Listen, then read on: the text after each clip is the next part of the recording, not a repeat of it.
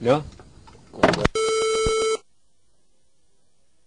Nechet euch das Herz nicht bluten, denn der Heere die geschieht, in Hamburg eine Mutter, ihrem Kind das Urteil spricht. In Hamburg eine Mutter, ihrem Kind das Urteil spricht. Einst hat sie ein Kind geboren, als es kaum 8 Jahre alt war. Ihren Mann hat sie verloren, eine Witwe war sie dann. Ihren Mann hat sie verloren, und das Kind war sie da. Einen anderen tät sie nehmen, nur das Kind nicht wird. Und die Mutter ließ ihn sagen, ei, das Kind lebt lang nicht mehr. Und die Mutter ließ ihn sagen, ei, das Kind lebt lang nicht mehr. Als sie ein Tag im Zorne, nahm sie das Kindlein bei der Hand, in dem Keller lud sie wieder und verriegelt ihren Schall. In den Keller lud sie wieder und verriegelt ihren Schall.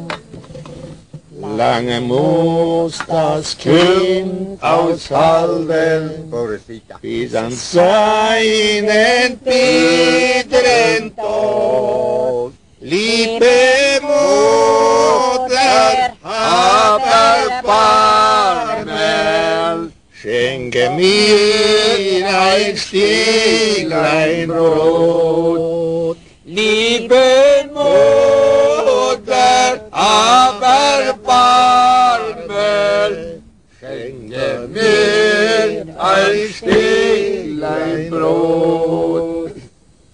Und die Mutter wollt's nicht hören, verborg das Kind 8 Tage lang. Und dem Schreiner ließ die sagen, dass macht einen Todesarg. Und dem Schreiner lässt sie sagen, macht einen Todesarg. Kaum war alles fix und fertig, und die Träger waren da, und die Mutter gegenwärtig wollte sehen, wie das Kind aussah. Und die Mutter gegenwärtig wollte sehen, wie das Kind aussah. Und beim ersten Glockenläuten fing das Kind zu reden auf. Und beim zweiten Glockenläuten fing das Kind zu sprechen an. Du warst schuld an meinem Leben. Du warst schuld an meinen Tod. Morgen willst du Hochzeit halten, aber vor dem höchsten Thron.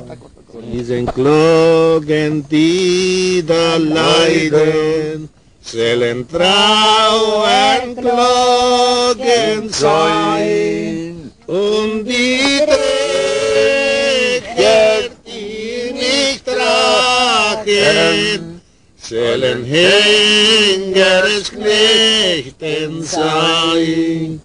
Und die Träger, die nicht tragen, sollen Henkersknechten